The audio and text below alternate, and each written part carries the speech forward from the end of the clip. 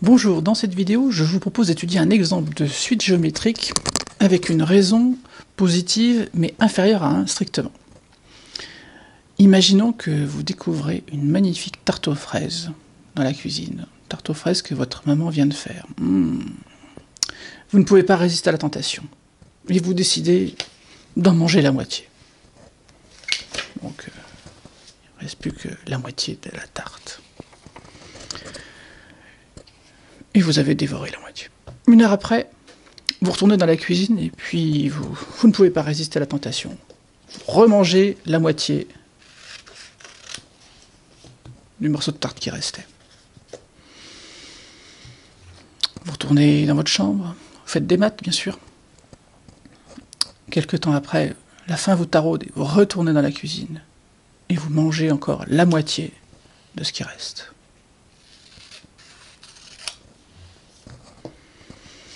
Pour l'instant, votre maman n'a rien vu, vous avez de la chance. Vous retournez dans votre chambre, faites encore des maths, travaillez sur les suites. Ça vous donne faim tout ça. Vous retournez dans la cuisine et vous en mangez encore la moitié de ce qui reste. Nous venons de construire une suite géométrique. Alors, une suite géométrique, on commence par la définir. D'abord en disant ce que signifie chaque terme de la suite géométrique. Pour moi, UN, ça sera la taille de la part, et plus précisément de la nème part. Donc j'ai U0, c'est la tarte qui est entière. Pour l'instant, je l'ai découverte, mais je ne l'ai pas mangée. Après, vous avez vu qu'on a mangé la moitié, et donc il en restait que la moitié. Et après, j'ai mangé le quart, etc. Donc U1, c'est 1/2 multiplié par U0, c'est donc 1/2. U2, c'est 1/2 multiplié par U1, c'est 1/4, etc. Donc, si on reprend le vocabulaire qu'on emploie pour les termes géométriques, donc j'ai U0 qui est le premier terme, et la raison, Q, qui vaut 1/2.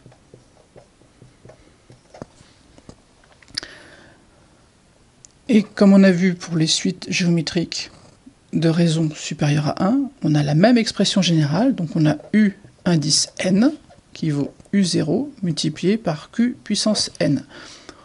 Donc au bout de n passages dans la cuisine, dans notre exemple, j'aurai U indice n qui vaudra 1 sur 2 puissance n. Mes parts vont devenir de plus en plus petites.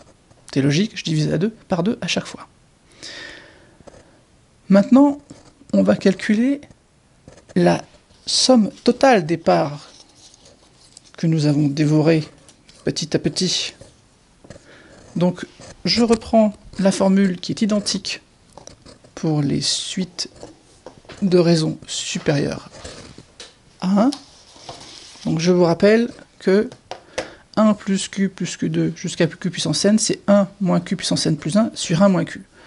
Je vais l'appliquer dans notre cas. Donc, nous avons une suite de premier terme U0 et de raison Q. Donc, je vous rappelle que j'ai U indice n qui vaut U0 multiplié par Q puissance n. Et si je veux calculer U0 plus U1 jusqu'à U indice n, j'aurai donc U0 multiplié par 1 moins Q puissance n plus 1 sur 1 moins Q. Dans notre exemple, imaginons qu'on passe 5 fois dans la cuisine. Donc qu'est-ce que je vais vouloir calculer? Alors attention, il y a un petit piège, parce qu'ici, U0, c'est 1. On a dit que c'était la tarte entière. Mais c'est pas la tarte entière que je mange. Je commence par en manger la moitié. Donc je vais commencer à U1, donc je ne vais pas compter le premier terme, U1 plus U2 plus U3 plus U4 plus U5. Ça, c'est la somme totale que j'ai dévorée. Donc U1, c'est U0 multiplié par Q. U2, c'est U0 multiplié par Q au carré. Etc. Et je m'arrête à U5, c'est U0 multiplié par Q puissance 5. Je mets U0 en facteur. Ça fait Q plus Q2 jusqu'à Q puissance 5. Je peux même mettre Q en facteur, U0 multiplié par Q, facteur de 1 plus Q, et je m'arrête à Q puissance 4. Donc tout ça, ça vaut quoi si j'applique la formule?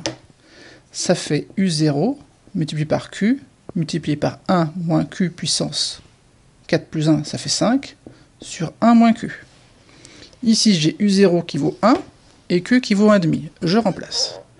Donc ça fait 1 multiplié par 1,5 multiplié par 1 moins 1,5 à la puissance 5 sur 1 moins 1,5. Ça vaut donc 1,5. Ici au dénominateur, j'ai également 1 moins 1,5 qui vaut 1,5, donc ça va se simplifier. Donc ça fait 1 moins 1,5 à la puissance 5. Ça fait 1 moins 1 sur 32. 1 sur 32, ça vaut à peu près 3%. Donc ça fait à peu près 97%. Donc ça veut dire qu'en 5 passages, en prenant à chaque fois une part 2 fois plus petite que la fois précédente, vous avez mangé 97% de la tarte. Je pense qu'il y en a qui vont se faire disputer. Donc moi sur ce, je vous dis à bientôt.